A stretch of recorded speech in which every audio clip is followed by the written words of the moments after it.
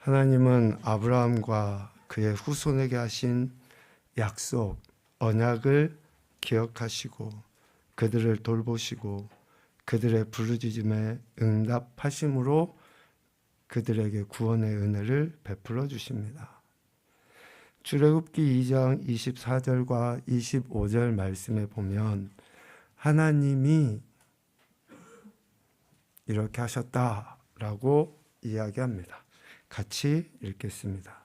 하나님이 그들의 고통 소리를 들으시고 하나님이 아브라함과 이삭과 야곱에게 세운 그의 언약을 기억하사 하나님이 이스라엘 자손을 돌보셨고 하나님이 그들을 기억하셨더라. 아멘. 이 문장 안에 하나님이 라는 단어가 4번이 나와요. 하나님께서 그렇게 하신 거예요. 하나님이 이스라엘을 기억하셨다 라는 거죠.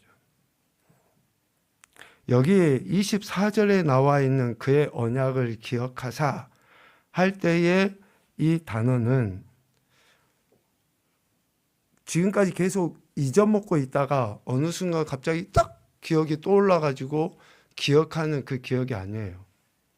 늘 마음에 두고 품고 있었다 라는 그 의미의 자카르라는 단어를 써요.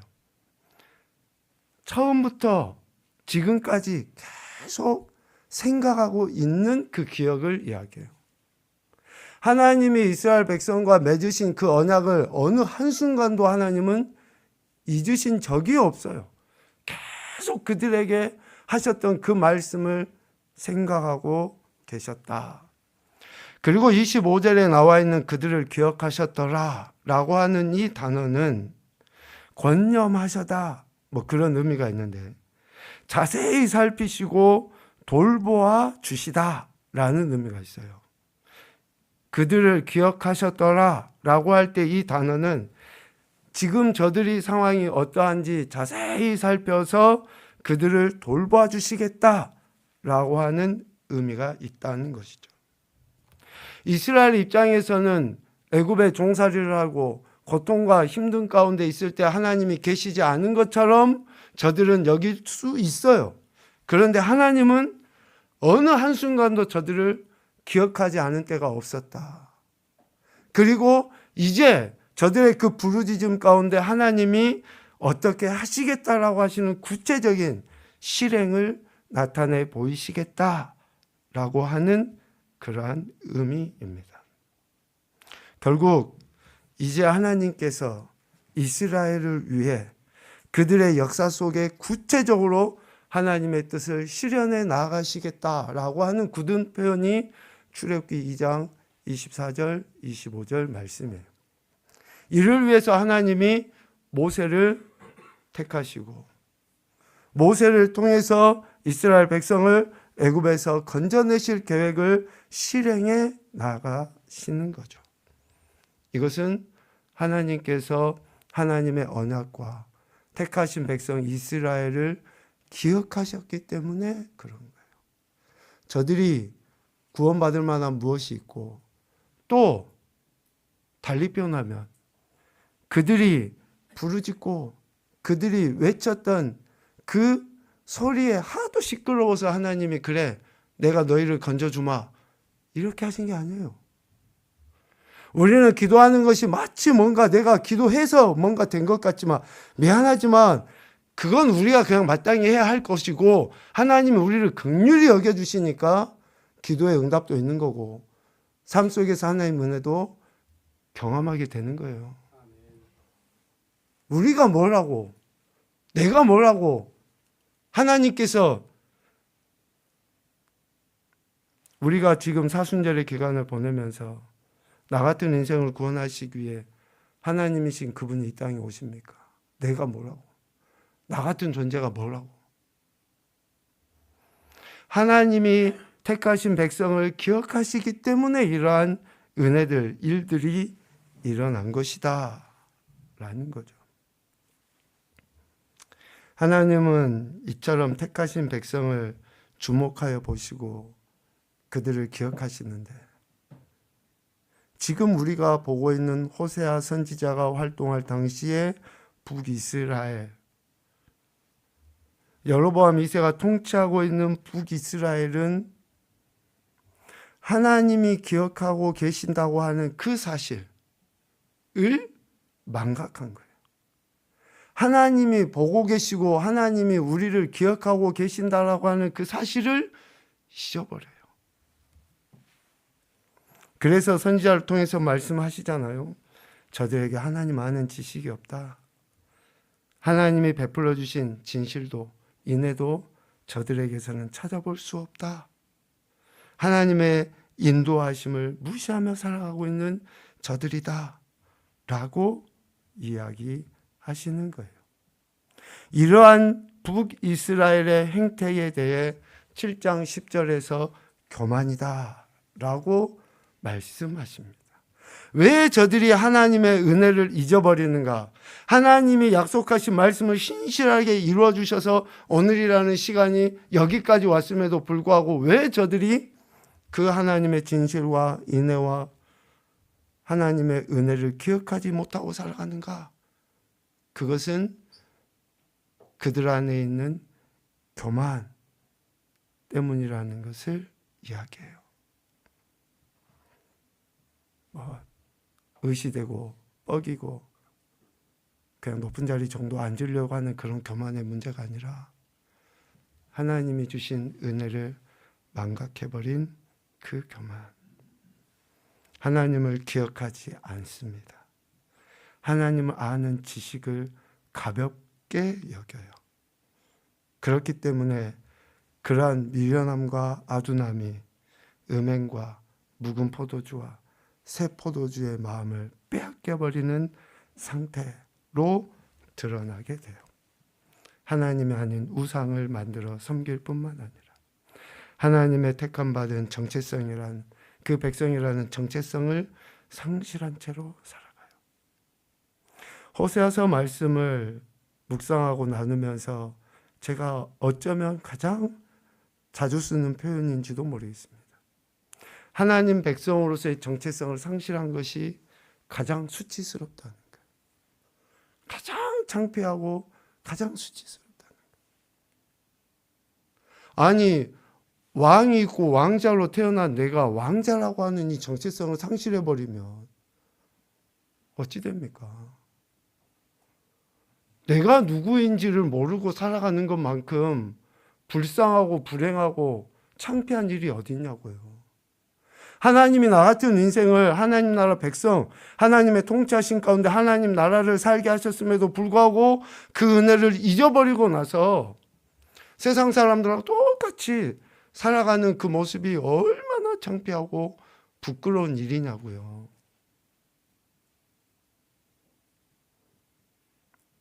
예수님께서 헌금함 옆에 서서 보시니 부자들이 헌금을 냈죠. 그리고 또 가난한 과부가 두렙돈을 넣어요. 사람들은 그러겠죠. 많이 넣는 사람, 부자로 사는 것이 하나님의 복이라고 생각하려는지 몰라요. 그런데 예수님께서 하시는 말씀은 뭡니까? 생명의 주인이신 하나님을 경외해서 자신의 생활비 전부를 들여버린 그 여인, 그것도 과부에 대해 주님은 인정하시고 칭찬하셔요. 예수님 믿고 좀 가난하게 살면 어떻습니까? 예수님 믿고 명예가 좀 없으면 어때요? 예수님 믿고 예수님 말씀대로 사는데 내가 내 뜻대로 얼른 안 되면 좀 어떠냐고요. 악과 타협하고 거기가 지금 악의 자리인 줄 알면서도 나오려 하지 아니하는 그것이 가장 수치스럽고 창피한 거 아니에요? 그런데 지금 북이스라엘의 모습은 그렇다라는 거예요. 하나님을 기억하지 못하니 이런 행태가 된다는 거예요.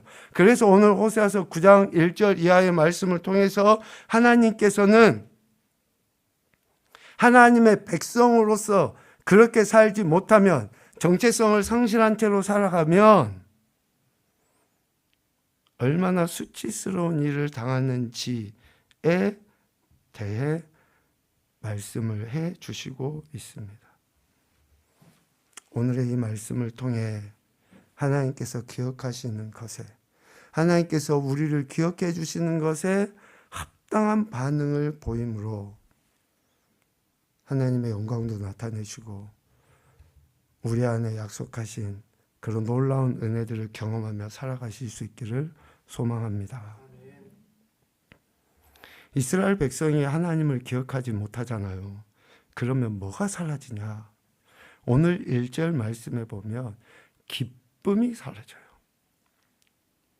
먹고 마시고 입고 뭐 넉넉하고 적고 그런 거하고 다 관계없이 아무리 이 땅에서 부자로 살아도 하나님을 기억하지 못하는 인생은 기쁨이 없어요. 그러나 조금 가난하고 불편하고 힘들어도 하나님을 기억하며 사는 자들은 기쁨이 있어요. 왜? 성령 하나님이 그 안에서 희락을 주시니까. 여러분 기쁘십니까? 기쁘시냐고요? 진짜로 여러분, 내가 예수님 믿는 것으로 인해서 이런 기쁨이 우리 안에 있어야 돼. 그런데 우리가 하나님의 은혜를 잊어버리고 기억하지 못하잖아요. 그러면 기쁨이 상실돼요. 왜? 이방인과 같기 때문에 그렇습니다. 오늘 1절에 보면 이스라엘아 너는 이방 사람처럼 기뻐 뛰놀지 말라라고 이야기해요. 그때가 언제냐면 추수 때예요. 곡식을 거둘 때예요. 네가 음행하여 내 하나님을 떠나고 각 타작마당에서 음행의 값을 좋아하였느니라. 이스라엘 백성들이 수확했었을 때 기뻐서 하나님 앞에 제사 드리잖아요. 절기들을 지켜라고 하나님이 말씀하셨어요. 어떤 맥주절도 지키고 수장들도 지키고 하면서 그 기쁨의 은혜를 하나님께 영광 올려드리고 다른 사람들과 공유하라고 하나님 명령하셨거든요. 당연히 기뻐해야 할 것을 그 기쁨을 누리지 못하게 돼요. 하나님을 잊어버리면, 하나님을 기억하지 아니하면 진짜 누려야 할 그 기쁨을 누리지 못하게 되는 거예요. 왜 이방 사람처럼이라고 했습니까? 이방 사람들은 그 추수의 기쁨, 즉 수확이 어디로부터 온다고 생각한 거예요?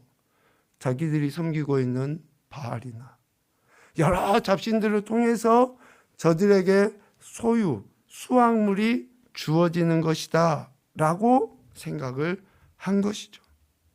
이스라엘 백성들도 하나님의 은혜를 잊어버리고 살아갈 때, 즉 영적인 간음, 우상을 섬기며 살아갈 때 이방 사람들과 똑같이 자신들에게 주어진 수확물이 하나님이 아닌 이방의 신들로부터 주어진 것이다 라고 이야기합니다. 우리 앞서 내용을 봤습니다. 호세아서 2장 5절 말씀에 보면 이렇게 되어 있어요.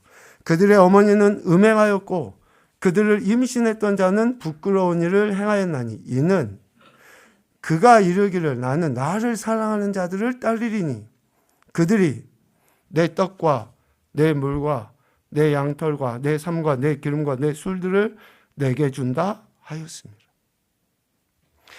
하나님만을 섬기고 하나님께로부터 공급되어지는 것으로 말미암아 만족하고 영광 올려드려야 될, 기쁨을 누려야 될 저들이 자신들이 섬기고 있는 그 이방 신들로부터 떡, 물, 양털, 삶, 기름, 술들을 내게 준다 라고 생각하는 거예요. 얼마나 어리석은지 모릅니다. 그러므로 하나님은 하나님께서 이스라엘에게 주신 것을 가지고 그들이 바알을 위하여 사용하는 그 미련함. 오늘 9장 1절에도 이야기해요. 네가 음행하여. 여기서 음행하여라는 그 말은 그 바알을 섬기는 것을 이야기해요. 하나님이 주신 것을 가지고 음행하는, 바알을 섬기는 그러한 행태에 대해 2절 그들의 양식이 고갈 상태에 이르게 될 것이다. 그러한 심판을 당하게 될 것이다. 라고 말씀하십니다. 타작마당이나 술들이 그들을 기르지 못할 것이며 새 포도주도 떨어질 것이다. 하나님께서 주신 것을 가지고 하나님께 영광 올려드리지 아니하고 네가 음행하여 우상을 섬기는 것에 대해 그들의 양식이 고갈 상태에 빠지게 되는 심판을 내리실 것이다. 그러므로 추수 때다 할지라도 기뻐할 수 없다. 아니요, 오늘 본문의 표현처럼 기뻐 뛰놀지 말라 라고 분명하게 말씀하십니다. 결국 하나님께서 허락하신 그 은혜를 잊어버리고 오히려 우상을 섬기는 그 이스라엘, 하나님께서 곡물이나 기타 작물들을 빼앗으시고 흉작이 들게 하실 것이고 그들의 곡물이나 포도주 등으로 인해서 풍성함과 기쁨을 누리지 못하게 하실 것이다 라고 이야기하시고 있습니다. 자, 이렇게 되면 어떻게 해야 됩니까? 하나님께 돌이켜야죠. 왜 이런 내 안에 기쁨이 없는지, 왜 내 안에 만족이 없고 감사가 없는지, 왜 자꾸 내가 현재 상황만 눈에 보이는지, 왜 자꾸 사람들의 이야기가 괜히 내 영을 해하게 하려고 상처를 입게 하려고 하는 말들인지, 외자를 붙여서 우리 자신을 되돌아보고 지금 이스라엘 백성들이 기쁨이 상실되어져 버린 이 시대에 왜 이러지? 라고 생각하고 돌이켜야 되는데 3절 그들은 여호와의 땅에 거주하지 못하며 에브라임은 애굽으로 다시 가고 아수르에서 더러운 것을 먹을 것이다. 그러니까 저들이 왜 하면서 하나님께 돌이켜야 되는데 돌이키지 않으니 하나님께서는 결국 기쁨을 상실하게 하실 뿐만 아니라 이전에 여기서 여호와의 땅은 하나님께서 이스라엘 백성들을 허락하신 적과 꿀이 흐르는 가나안 땅이잖아요. 그 땅에 하나님이 살게 하셨음에도 불구하고 거기에 거주하지 못하고 에브라임 즉 북이스라엘이 어디로 내려갑니까? 애굽으로. 아니 애굽이 어떤 곳이에요? 이스라엘 백성들이 진짜 죽지 못해서 살았던 그곳 아닙니까? 종살이하고 노예살이하고 아무런 자유도 기쁨도 감사도 없었던 그 땅이잖아요. 그런데 그 땅으로 다시 가고 아수르, 북이스라엘을 멸망시키는 아수르에서 즉 그 땅에서 더러운 것을 먹게 되는, 여기서 더러운 것은 가증한 것입니다. 가증한 것. 하나님께 바쳐져야 될 것이 아니라 우상에게 바쳐진 재물을 먹는, 먹어서는 안 되는, 그것을 먹는 비참한 인생이 되게 되는 거죠. 하나님의 징벌을 받아 선민으로서의 그런 특권과 거룩성을 상실해버리니 이방 땅에서 이방인과 똑같은 존재로 전락하게 된다라는 것을 이야기합니다. 얼마나 불행하고 안타까운지 오늘 저와 여러분을 한번 생각을 해보자고요. 진짜 내가 주님 한 분만을 바라보며 그렇게 살아가고 있는가? 주님이 나의 기쁨이시고 내가 예수 그리스도로 말미암아 구원받은 그 감사, 감격이 상실되지 않는 채로 그렇게 살아가고 있는가? 뭐 이런 너무 보편적인 이야기 하기도 싫지만 진짜 내가 종교 행위를 하고 있는가? 아니면 하나님 나라 백성으로 살아가기 위해서 이 시간에 나와 있는가? 어떤 종교의 의식으로 우리가 이 자리에 있는지, 아니면 정말 하나님이 나의 하나님이시고 나 같은 인생 구원해 주신 그 은혜를 기억해서 이 자리에 나와 있는 것인지.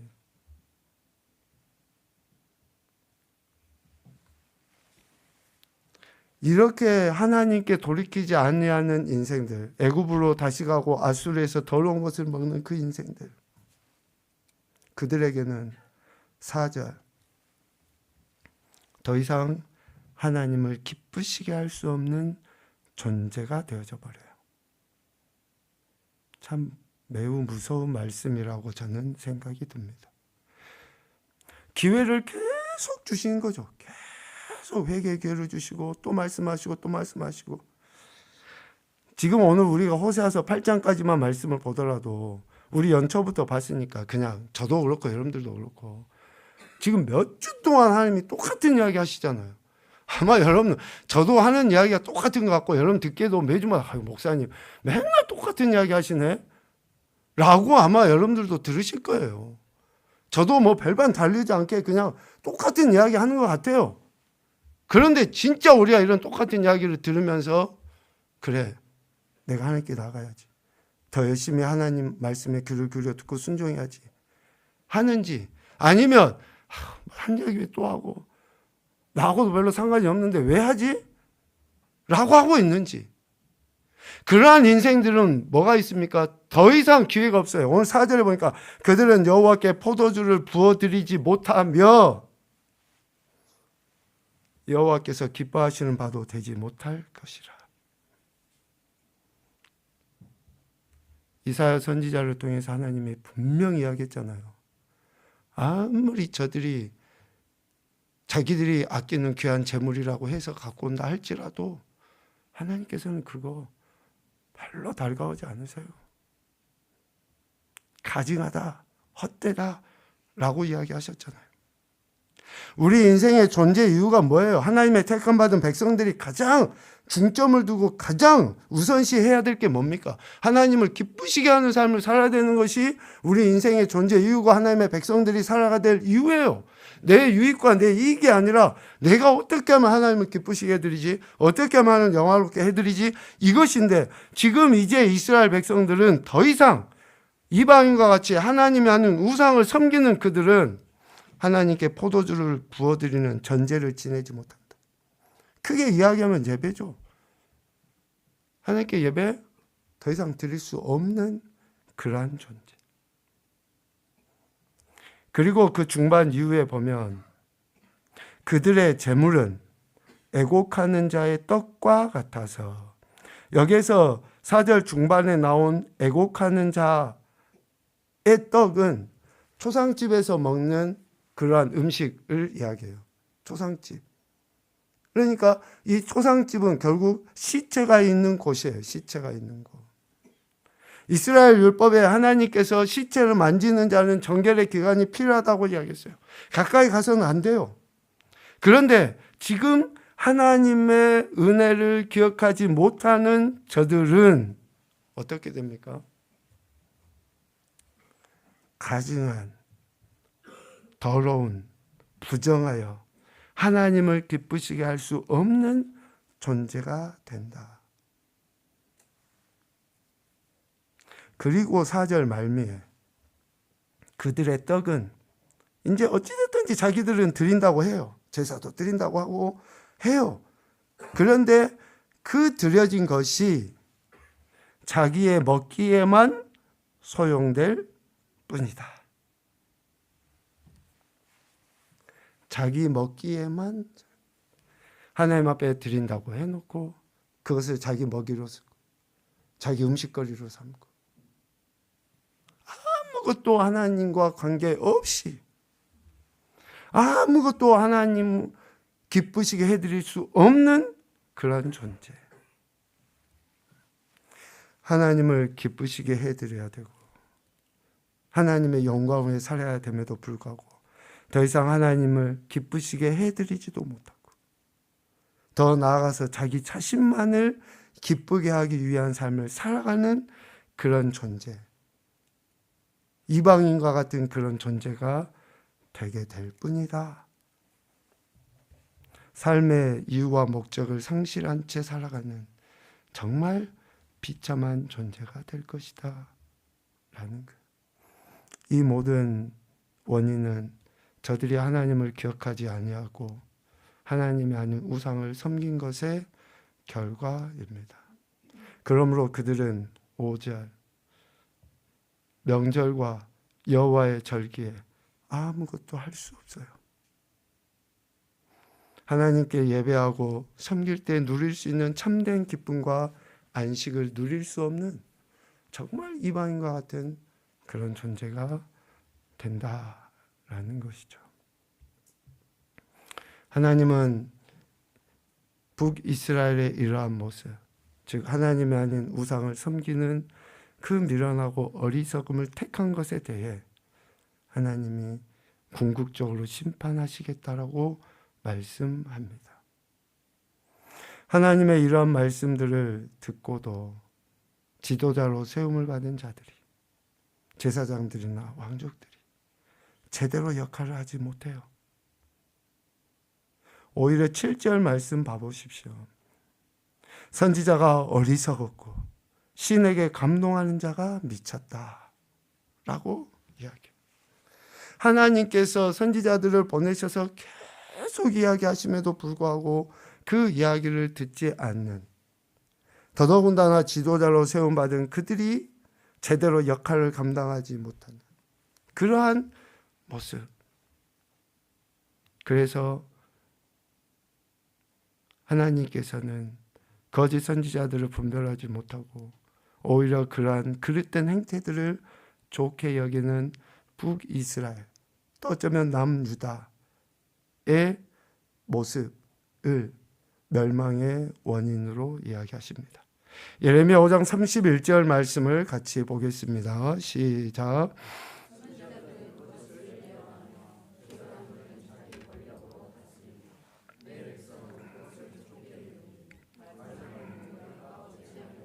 아멘. 마지막에는 너희가 어찌하려느냐. 거짓 선지자들의 예언을 따라 살면서 하나님께서 내리는 심판에 의해 멸망당할 자들. 아무리 저들이 피하려 한다 할지라도 6절 말씀 보십시오. 보라, 그들이 멸망을 피하여 갈지라도 애굽은 그들을 모으고 노은 그들을 장사하리니 그들의 은은 귀한 것이나 찔레가 덮을 것이요 그들의 장막 안에는 가시덩굴이 퍼지리라. 애굽과 노베의 노예로 살게 되는 심판이 있을 것이다. 귀한 은이 찔레에 덮여버리게 되고 장막은 가시덩굴에 휩싸이게 될 것이다. 얼마나 안타까운지.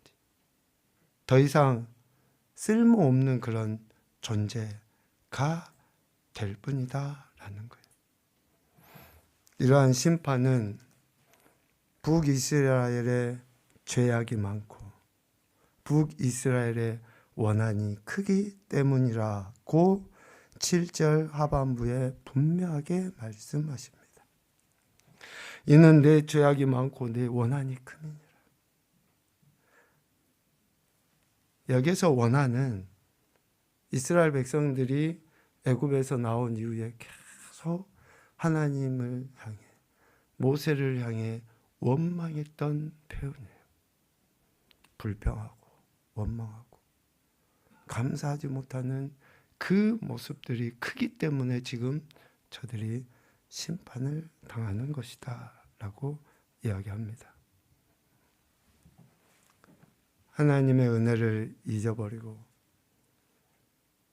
하나님께서 하신 말씀을 듣지 않는 그 어리석음, 미련함. 그런데 거기서 멈추지 않고 되려 거짓 선지자들의 말은 듣고 따라가요. 거짓 선지자들이 하는 이야기는 달콤하거든요. 얼마나 지금 이 땅의 삶을 살았는데 공중의 권세 잡은 자가 통치하고 다스리고 있는 이 세대 속에 거짓 선지자들 역시 그 공중의 권세 잡은 자들하고 똑같이 짝이 되어서 그들이 이야기하는 이야기를 거짓 선지자들이 이야기함에도 불구하고 그것을 분별하지 못하고 그것을 따라가요. 그들을 택한 이스라엘. 마태복음 24장 24절에 예수님께서 이렇게 이야기하십니다. 거짓 그리스도들과 거짓 선지자들이 일어나 큰 표적과 기사를 보여 할 수만 있으면 택하신 자들도 미혹하리라. 표적, 기사 중요하죠. 그러나 그것이 주가 아니에요. 그것을 보인다고 해서 하나님이시구나. 그게 아니에요. 내가 하나님의 말씀대로 살지 못하는데 기적이 내게 주어졌다. 하나님의 말씀을 등한시하고 외면하는데 내 기도가 응답이 되었다. 이것은 미안하지만 잘못된 것일 수 있어요. 우선시해야 되는 것은 내가 하나님의 말씀을 듣고 그 말씀에 순종하냐 안 하냐, 내 자신을 먼저 돌아보는 것이지. 여러분의 기도가 지금 당장 응답되면 하나님 날 사랑하셔서, 이스라엘 백성들이 기도가 응답이 안 돼서 지금까지 왔습니까? 물이 없다고 원망했을 때 물 주셨잖아요. 먹을 것이 없다고 했을 때 만나 며칠에 주셨잖아요. 얼마나 많은 기적과 이적과 표적을 주님 보여주셨습니까? 그런데 내게 표적을 구하고 기적이 있으면 내가 하나님이 살아계심 믿겠습니다. 하나님을 기억하고 살겠습니다. 이스라엘 백성들의 삶은 저와 여러분의 삶의 모델이 돼요.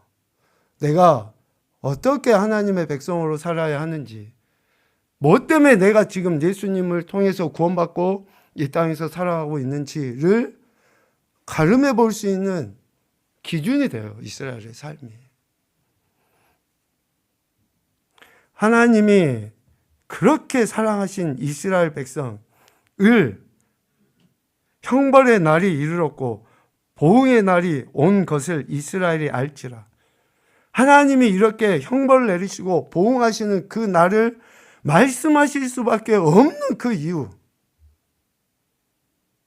참고 또 참고 기회를 주시고 또 주시고 했는데도 불구하고 그 하나님 말씀을 듣지 않고 돌이키지 않는, 너무 미래서 존귀한 자라고 인정했음에도 불구하고 그것을 깨닫지 못하는 짐승과 같이 그렇게 살아가는 너무나 안타까운 이스라엘 향해서 하나님께서 말씀하시는 거 아닙니까? 내 백성이 지식이 없음으로 망하는도다. 하나님을 기억하지 못하기 때문에, 하나님의 은혜를 감사하지 못하기 때문에.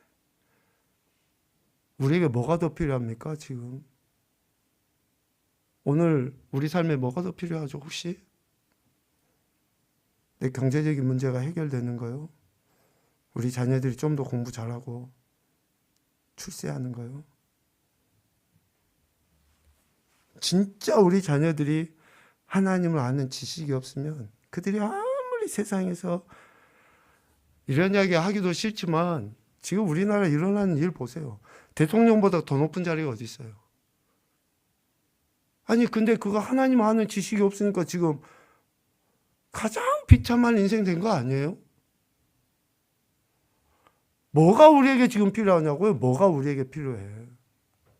하나님을 아는 지식이 없으니까 하나님 백성이 망하는 거. 하나님께서 주신 은혜를 망각하고 하나님의 말씀을 기억하지 못하고 하나님이 세우신 참 선지자들의 말씀을 외면할 뿐만 아니라 더 적극적으로 우리를 현혹시키고 미혹시키는 거짓 선지자들의 말을 듣고 따라가고 살기 때문에 이들이 심판을 당하는 거예요. 마치 어느 시대와 같죠? 9절에 보니까 그들은 기브아의 시대와 같이 심히 부패한지라. 사사기 시대 말미에 기브아 시대, 기브아 그 지역에서 일어났었던 레이지파 사람이 레이지파 사람의 첩을 강간해서 죽여버리고 그로 인해서 이스라엘과 베냐민 지파의 그 싸움으로 베냐민 지파가 완전히 몰살당해버린 그때와 같이 얼마나 안타깝습니까? 이스라엘 백성이 하나님의 은혜를 잊어버리면, 오늘 우리가 하나님의 은혜를 잊어버리면 미안하지만 폐륜이라고 하는 그 단어보다 더한 말로 할 수 없는 그러한 죄악을 저지르게 되어 있어요. 하나님은 택하신 백성과 맺은 언약의 말씀을 기억하십니다. 그래서 구원으로 인도하셔요. 그래서 하나님은 그 약속을 신실하게 이루어 가십니다. 그러나 반대로 기억하십시오. 우리가 끝까지 하나님 주신 은혜를 잊어버리고 살잖아요. 그러면 하나님은 우리가 하나님의 은혜를 잊어버리고 사는 것을 그것도 기억하셔요. 7장 2절 말씀을 봐보세요. 내가 모든 악을 기억하였음을 그들이 마음에 생각하지 아니하였다. 하나님께서 이스라엘의 모든 악을 기억하고 계시는 것을 이스라엘이 생각하지 않으니 지금 또다시 해도 뭐 용서해 주시지, 사랑의 하나님이시, 아이고 또 우리를 축복해 주시지. 하나님이 모든 악을 기억하십니다. 오늘 9장 9절 말미에도 이야기합니다. 여호와께서 그 악을 기억하시고 그 죄를 벌하시리라. 그래서 우리가 사랑의 하나님은 공의의 하나님이심을 잊지 않아야 돼요. 그래서 두렵고 떨림으로 그 말씀에 내가 어떤 반응을 보여야 하는지, 구원 얻기 위해서 아무런 의도 우리에게 없었지만 구원받은 자, 구원을 우리에게 베풀어 주신 하나님의 그 가치는 우리가 지켜나가야 돼요. 삶을 통해서 드러내 보이지 않으면 그 예수 그리스도 피, 보배로운 피라고 하는 것이 아무런 의미가 없을 수도 있어요. 정리합시다. 오늘 호세아 선지자를 통해서 우리에게 주시는 교훈처럼 형벌의 날이 이르렀고 보응의 날이 온 것을 우리는 알아야 됩니다. 하나님의 복도 악일까지 차면 그것이 이루어진다 하잖아요. 하나님의 심판도 이제 악에 찼다고 우리는 누구든지 이야기해요. 그러면 지금이 바로 우리가 회개하고 돌이켜야 될 때예요. 그것만이 살 길입니다. 그러기 위해서 우리는 말씀 앞에 몸부림치는 거고, 그 말씀을 붙잡고 내가 하나님의 말씀대로 살아가고자 은혜를 구하는 거예요. 그것이 우리에게 주신 최상과 최고의 복이니까. 이것보다 더 큰 복이 없으니까 우리가 그렇게 살아야 한다는 것이죠. 지금 우리가 어떤 시대를 살아가고 있는지를 잘 깨달아 알고 이 모든 것을 주관하시는 하나님의 은혜 안에 머물러 사는 인생이 가장 복된 인생임을 알고 삶의 현장에서 그 은혜를 드러내 보이는 귀하고 복된 인생들이 되시기를 주님의 이름으로 축복합니다. 아멘.